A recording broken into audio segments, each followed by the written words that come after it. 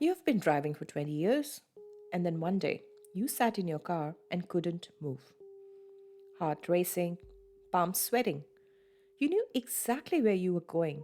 You have done that route 100 times, and your body simply refused. Nobody told you this could be perimenopause. It is. It has a name, a mechanism, and by the end of this video, 5 specific things you can do about it. A survey conducted by Dr. Louis Newson's research into perimenopause and menopause found that 95% of respondents had experienced a negative change in their mood and emotions. The most commonly reported feelings: stress, anxiety, and being completely overwhelmed. I'm sharing a paraphrase comment added by a woman from an online menopause community. I commuted 40 kilometers each way for years without a second thought.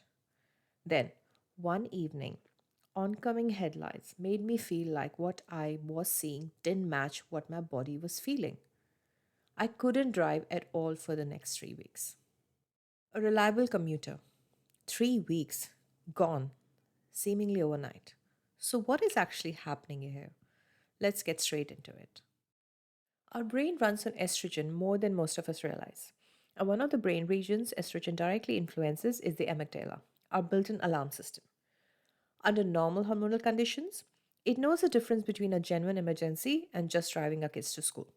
But during perimenopause, when estrogen drops sharply, it becomes hypersensitive. It starts firing in situations that aren't actually dangerous: a busy junction, a fast road, oncoming headlights.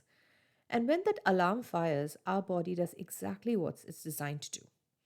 Heart rate spikes, palms sweat, vision narrows, breathing quickens, and we feel an overwhelming urge to get out of the car. One more thing that makes it worse: driving is genuinely one of the most cognitively demanding things we do, even when it feels automatic. When estrogen fluctuations disrupts that processing too, muscle memory stops being automatic, and every mirror check suddenly takes conscious effort. 5 moves. In order, starting with the one that costs nothing and takes 10 seconds. Move 1. Name it correctly, out loud, to yourself. This is a recognized menopause symptom, not a phobia you developed out of nowhere, not early cognitive decline. Move 2. Regulate your nervous system before you drive, not during the panic. Box breathing works because it directly interrupts the fight or flight response. Breathe in for 4 counts, hold for 4, out for 4, hold for 4 again. Do this before you start the engine, not when you're already gripping the wheel on the road. Move 3. Rebuild gradually and do not avoid. Every time you avoid driving somewhere, your brain logs it as confirmed that was dangerous. The longer avoidance continues, the harder this becomes to treat. Start with a familiar, quiet road, a short journey you have done 100 times. Then build outward slowly with evidence, not willpower.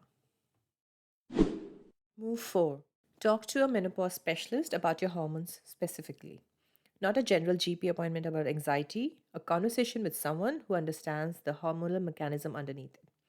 Many women report that addressing the underlying hormonal fluctuation, including through HRT, significantly reduces this specific anxiety.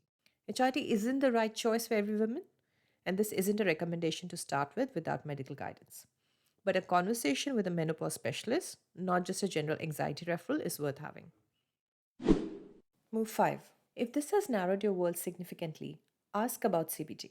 Cognitive behavioral therapy with an anxiety specialist can be genuinely transformative here, specifically because it interrupts the loop driving anxiety creates. The thought, what if it happens again, creates the exact tension that makes it happen again. CBT helps break that loop before it starts. If you sat in your car today and felt your heart race for no reason you could name, now you have one. Share this with someone who has quietly stopped driving somewhere. They might not have told anyone yet. If this gave you language for something you have been quietly dealing with, subscribe. New episodes are there every Sunday. Take care.